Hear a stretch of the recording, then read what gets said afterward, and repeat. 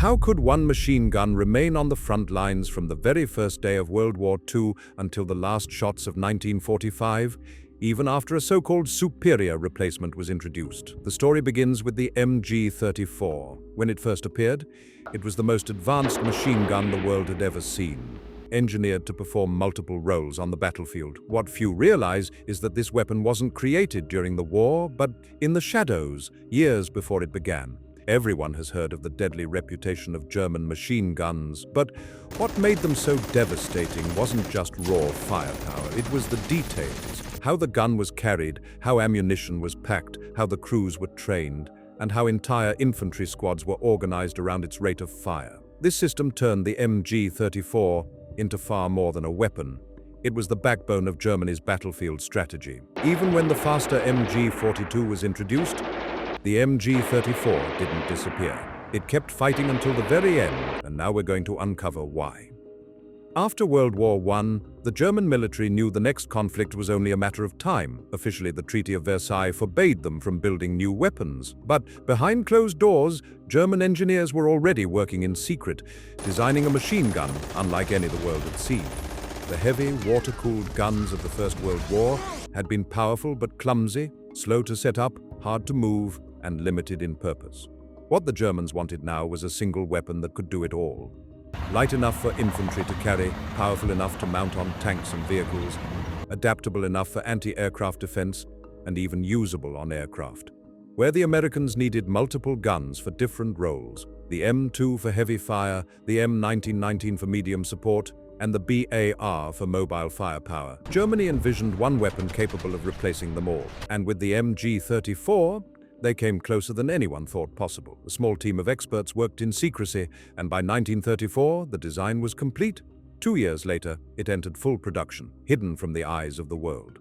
By the time war erupted in Europe, Germany already had 50,000 MG34s ready for combat. This gave them a massive advantage, perfectly suited for their new style of war, blitzkrieg. The MG34 saw its first true test during the Spanish Civil War, where a limited number were sent to aid Franco's nationalist forces. Against the older, bulky, water-cooled guns still used by most armies, the MG34 was a revelation. It was lighter, faster, and more adaptable than anything else on the battlefield. From that moment on, it was clear this was no ordinary weapon. The MG34 became a cornerstone of the German war machine, serving in every branch of the military. Mounted on tanks, fitted to half-tracks, and even installed on aircraft, its versatility was unmatched. By 1941, the MG34 had become more than a weapon. It was the backbone of the German infantry. Nearly 600,000 examples rolled off production lines during the war, making it the second most produced German machine gun after the MG42. But numbers alone don't explain its battlefield dominance. It was the doctrine around the gun that mattered most. German infantry tactics literally revolved around the machine gun. Most soldiers still carried the Karabiner 98K bolt-action rifle, chambered for the same 8mm Mauser round the MG34 used. But the squad's true killing power came from its machine gun team. A standard squad numbered 10 men. At its center sat the gun crew, the gunner with the MG34, the assistant who fed belts, changed barrels, and cleared jams, and the ammo bearer who hauled the heavy boxes.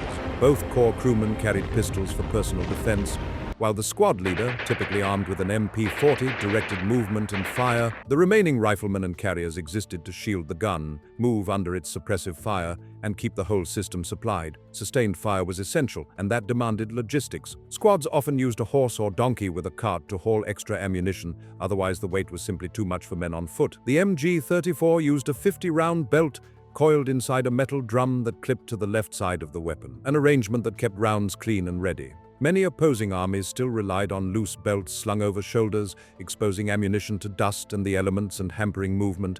Even the ammunition boxes were thoughtfully engineered. Leather-covered handles made long carries less punishing and were positioned so a single soldier could carry 2 boxes in one hand, allowing one man to move 4 boxes in one trip, roughly 1,200 rounds. The boxes, folded flat for compact stacking in vehicles, bunkers, or tanks, were sealed against water and included fittings to mount on tripods. Small details like these multiplied into a major tactical advantage in protracted fights. Technical discipline extended to firing doctrine. Crews were trained to fire short, controlled bursts, 7 to 10 rounds, to conserve ammo and maintain accuracy. In desperate defensive fights, those bursts lengthened and barrels heated quickly. Roughly every 250 rounds, the barrel needed swapping to avoid damage.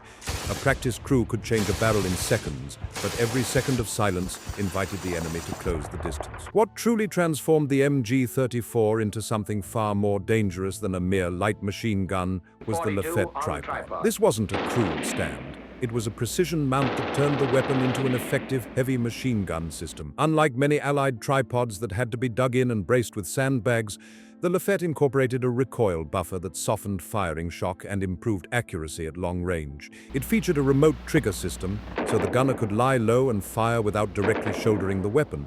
Some crews even tied a cord to the trigger to fire from complete cover. The mount allowed crews to preset bearing and elevation, then sweep the gun automatically across a chosen arc, maintaining steady, deadly fire with minimal exposure. Taken together, the gun, the logistics, the mount, and the doctrine, the MG34 was no isolated piece of hardware. It was a system: ergonomic ammo handling, rapid barrel changes, disciplined burst fire, and the Lafette's long-range precision made German squads more resilient and far deadlier in sustained combat than their opponents.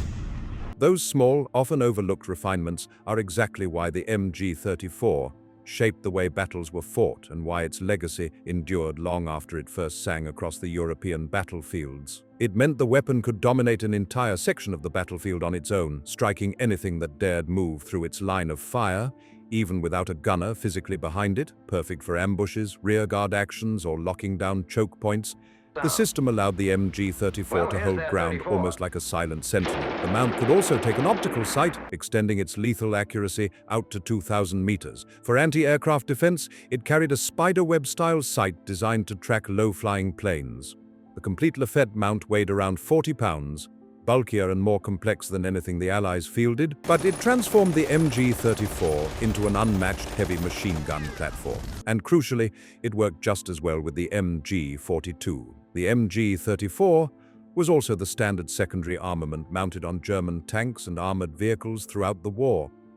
The reason was simple: its barrel change system. The MG42's side hatch design, while excellent for infantry, required extra clearance, something a tank turret simply didn't have. The MG34's barrel could be pulled straight back, making it ideal in cramped interiors. Another detail was the trigger. Unlike most machine guns of its time, the MG34 featured a two-stage trigger. A light pull delivered single, precise shots, while a full squeeze unleashed automatic fire. Early models even offered a selector to switch between 600 and 900 rounds per minute, though this was eventually dropped as too complex for battlefield conditions.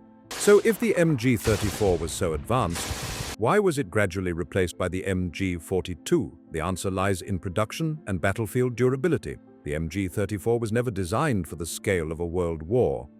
It demanded high-grade materials and painstaking machining, taking nearly 150 labor hours to complete a single gun. The MG42, by contrast, used stamped parts, cutting production time nearly in half, while drastically reducing cost. Then came the issue of reliability. The MG34's finely tuned tolerances made it vulnerable to dust, mud, and freezing temperatures, problems that plagued German forces in the deserts of North Africa and the icy fields of the Eastern Front. The MG42 was simpler, tougher, easier to maintain, and could swap barrels even faster during intense combat. With its blistering rate of fire, it quickly became the weapon of choice for frontline troops. Yet the MG34 never vanished. Production continued until the war's end, partly because some factories were never retooled for MG42 manufacturing, and partly because the MG34 remained essential for tanks and vehicles. Spare parts were still in demand, and crews trusted its precision. When the MG34 was first introduced, it represented something entirely new: a true general-purpose machine gun. That concept revolutionized military doctrine and continues to influence machine gun design to this very day. The MG42 may have stolen the spotlight, but it was the MG34 that set the stage. In its time, it was a masterpiece of engineering, a weapon far ahead of its era, and nearly a century later, its legacy still echoes across modern battlefields.